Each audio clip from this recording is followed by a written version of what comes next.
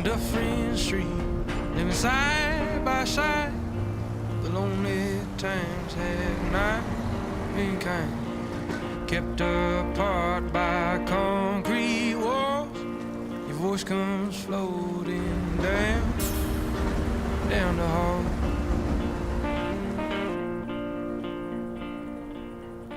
Historically, rural areas aren't the safest places for queer people. As a queer person in a small town, it can often feel like you're in it alone. There was a while there where I thought that Joe and I were the only queer men in town. Thanks, Joe. And the more that I settle into this community, the more I've been asking myself what it is about towns like this that can often be so uncomfortable for people like us.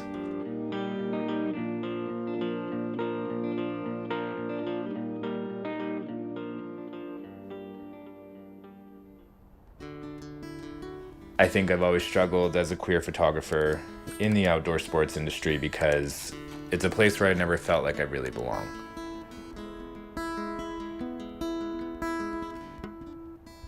My name is Ryan Collins. I'm a cis gay man, and I live in Revelstoke, British Columbia. I grew up before the legalization of gay marriage. I grew up getting called a faggot in the change room. And I grew up with media that had gay people living in secret or in the closet, or they were victims.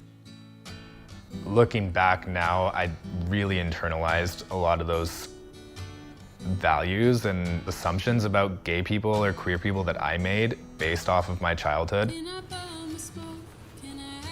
And I definitely carried those with me as an adult into my professional life. There's this cis heteronormative archetype in the outdoors world that's been bred through media and mountain culture.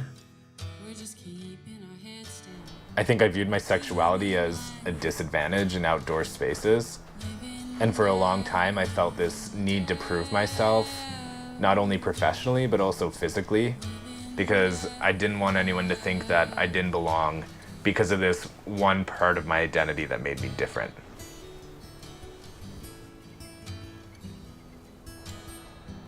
That pressure that I put on myself is what originally led me to question how queerness interacts with the outdoor world.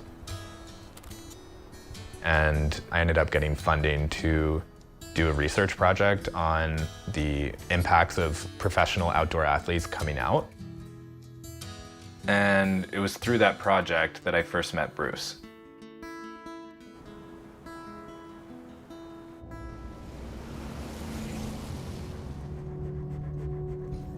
Growing up in the snowboard world, definitely didn't feel comfortable being myself. Snowboarding was always known as this kind of bro, macho, wild kind of scene, and there was no place for being open with sexuality.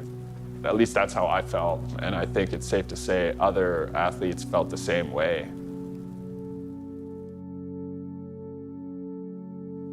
My name is Bruce Johnston. I'm a snowboarder, and I live in Pemberton, British Columbia. Sexuality is a hard one for me to talk about. Probably 5 years ago, Ryan had asked me to be a part of a project he was working on revolving around queer athletes. And at the time, I said I'd be a part of it, but I just wanted to remain anonymous.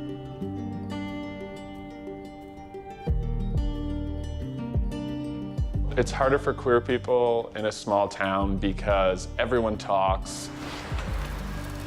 I feel like I don't want to be the center of anyone's conversation, especially regarding sexuality. I don't really put a label on it. My friends and family don't really expect me to, and I just kind of live my life.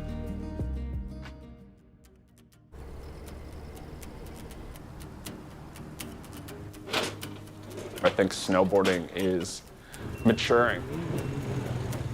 We're a new sport, and we're growing up. There's queer athletes in the mainstream snowboard world, and I think that's what snowboarding and extreme sports need, is more acceptance and people that are willing to be themselves.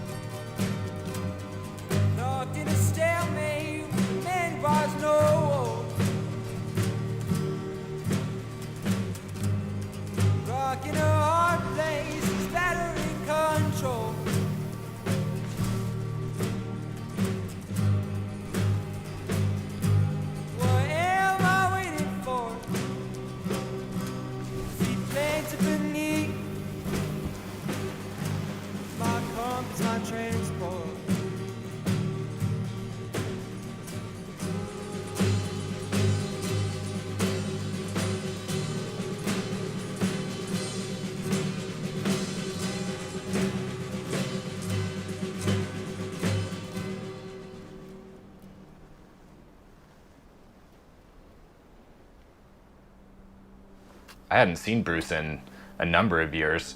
And I think that reconnecting with him this fall is what initially led me to decide that I was going to spend this season trying to find a queer community of my own.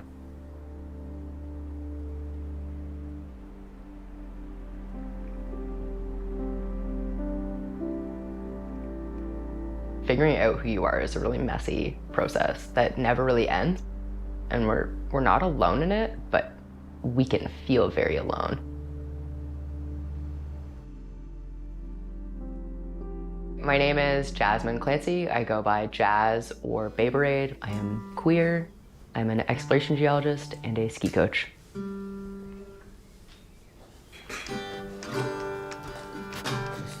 I moved to Revelstoke January of 2016 on a whim, and I've stayed here since. The town is a mix of proper industry blue collar and then digital nomads, I guess, who are quite open-ish.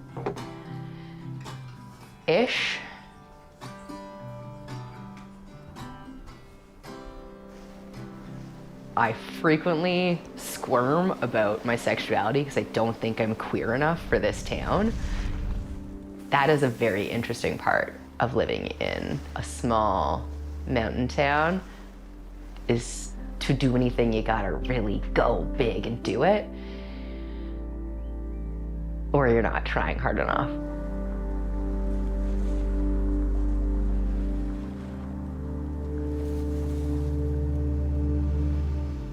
Spent a lot of years of my life feeling very alone, and yeah, I think part of that is not acknowledging and leaning into my sexuality and gender expression.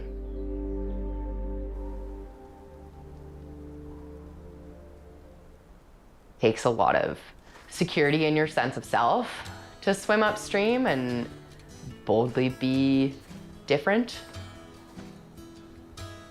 But it doesn't always feel safe, especially in a town where it's very same and self-similar.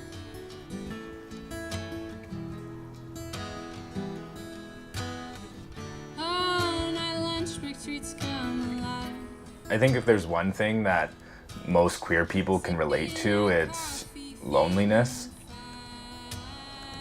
You grow up adapting to the environment around you, and by the time that you're old enough to understand who you are, you've already developed this identity, and at that point, you really don't want to leave that identity. You've learned how to live safely as that person, and it's who the people in your life know you as, and stepping away from that version of yourself and being honest about who you are is one of the hardest things that queer people often have to do.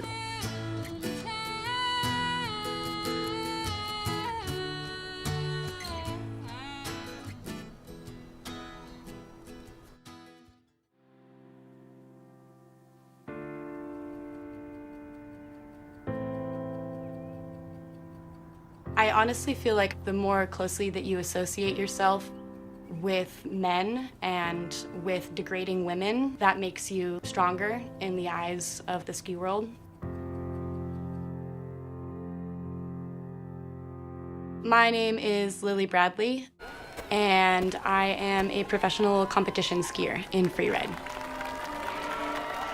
Developing as a skier in Tahoe was such an incredible experience, because you grow up just surrounded by so many living legends within the professional sport community. But I definitely felt at odds with the bro, jock, preposterously full of yourself culture of Palisades. Growing up as a girl and as like a queer person in the ski world, you know, the F slurs like thrown around just frequently, and you're like, don't be gay, bro, don't be a pussy. I really internalized that to be feminine and to be a girl is to be weak. And so the more that like I could disassociate myself from femininity and put myself on the side of men, it felt like I was less weak.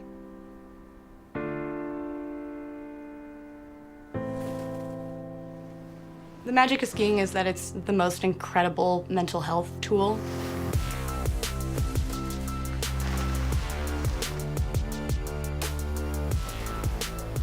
but there's just so much gatekeeping and elitism. And the whole culture kind of needs to shift in order to make more room for other people in the ski world.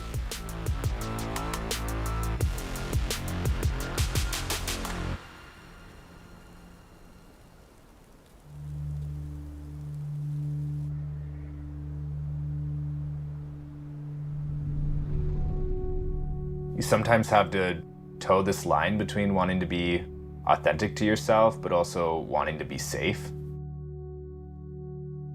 There's a long history of violence against queer people in rural areas. And that's definitely something that many queer people, especially those in the trans community, have to take into account on a daily basis.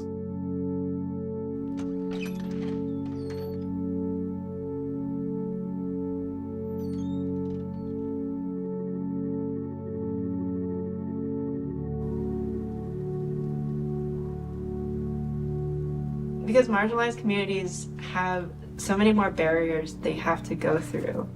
Their mountain, although you can't really see it, it can be and generally is larger than some of the other mountains people climb.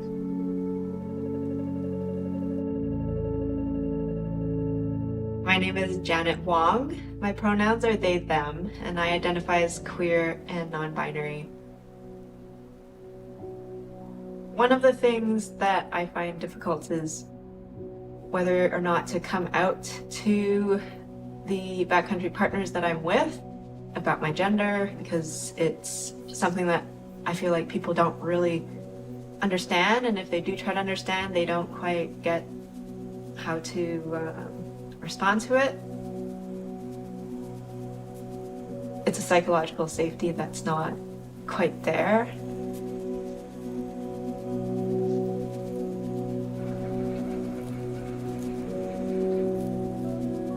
Last winter, I was a participant on the Open Mountains Project Introduction to Backcountry Ski program. We're super stoked to have everyone out on the snow today. It was a really eye-opening experience because I never thought I could be in the backcountry like that, where I could let my guard down. And this year, I'm a tail guide for the Cutie BIPOC Backcountry Ski program. See how this thing comes out of the hole? Yeah. You want to pull it up Oh, it goes up. middle, and then that's it. It Oh my just God, stays that's right really- there in okay. the center. I think programs like Open Mountains is important because it brings the community together.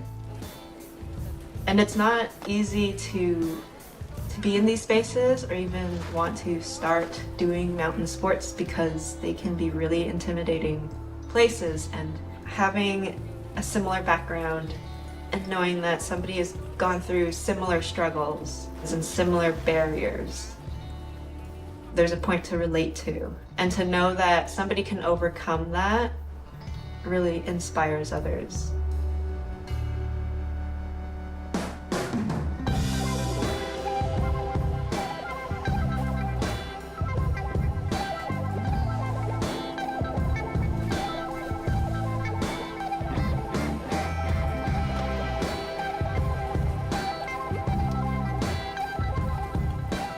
I think there's a lot to be gained from spending time in the outdoors, but I think we all consume so much media that really paints this picture of performance and elitism and doesn't really pay enough focus to the rest of everyday life.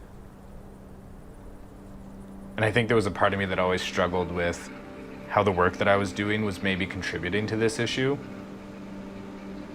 But I got an email from Katie Burrell, who I had reached out to, and I ended up working with her and Colleen Gentman for the better part of 2 years.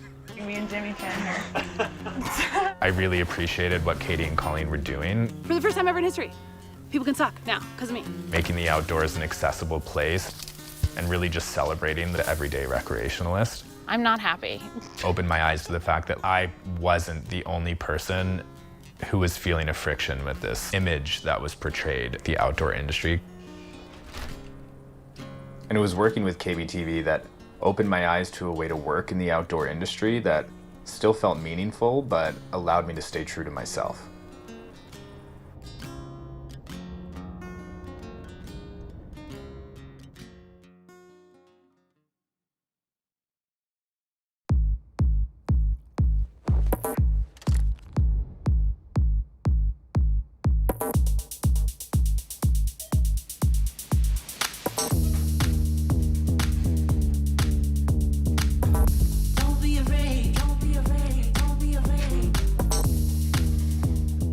My name is Hank. I am a skier, and I'm a co-founder of Open Slopes PDX. Don't be afraid to take a space. Don't be afraid to take a space.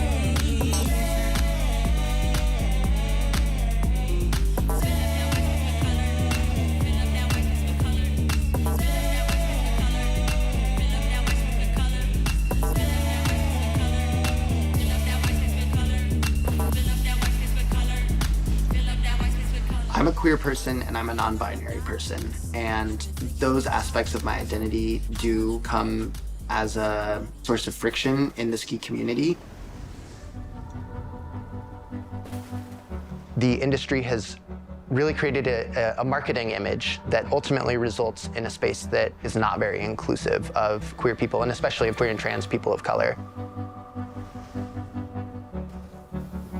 So much of free skiing and snowboarding was built on a rejection of rigidity in competitive spaces.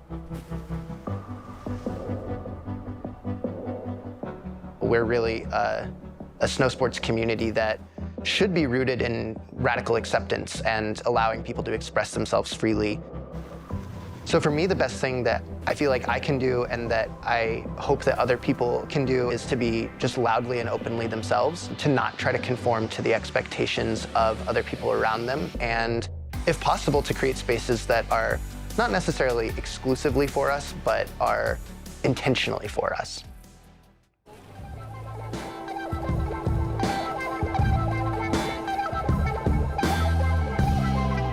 Why did we start Queer Shred? Let's find out.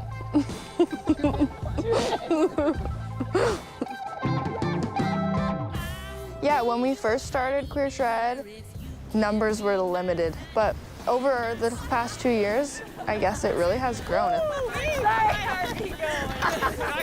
It's been really great to hang out with other queers and feel safe in that space. Being queer in the world is still not easy, and it's been really great to just get together and feel that community and feel that strength that you can gain from each other. I love the idea of it being space for everybody, level-wise, not just shredders, not just athletes. Shred is really, what does shred mean? Anything. Shred means shred in your life. Yeah.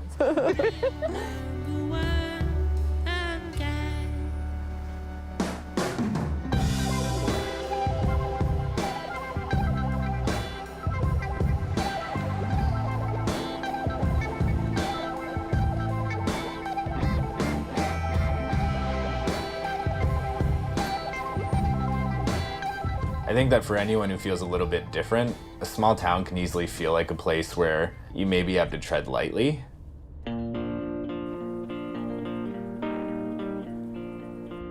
But I've come to understand that the value of community doesn't come from the number of people that you have around you, but by how you can support one another.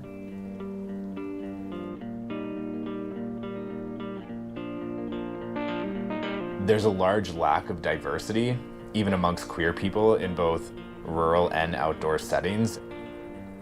And I think that any story that gives a voice to someone outside of the majority can only make room for other people to do the same. And I think I'm leaving this season with a better understanding of the kind of outdoor industry I want to be a part of, and maybe how I can help get it there. So sing to me, Jane. I don't know your name, but that's alright, that's okay. I don't know your name, but you're everything. You're all I have someday, and that's okay.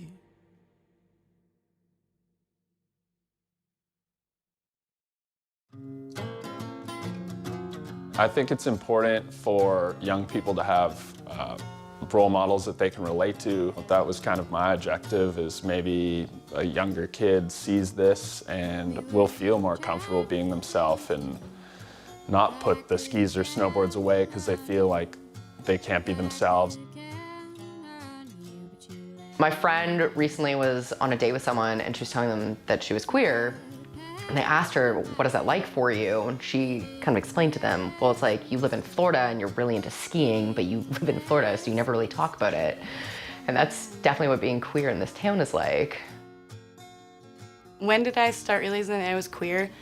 Whenever the first time I watched Pirates of the Caribbean, and there's Elizabeth Swann, Pirate King transformation, that's probably pretty integral to the process, I would say. I mean, if someone like sees this film in the States and wants to like come across and we can maybe get married, that'd be cool.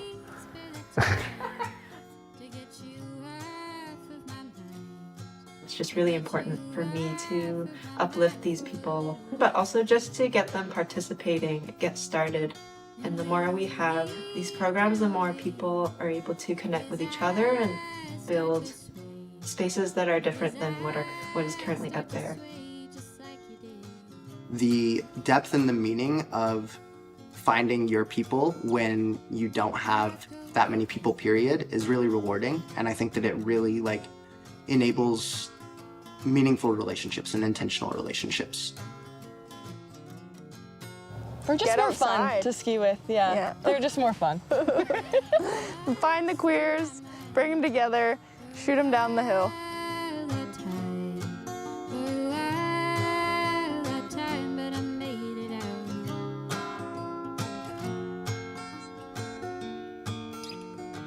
Here I go.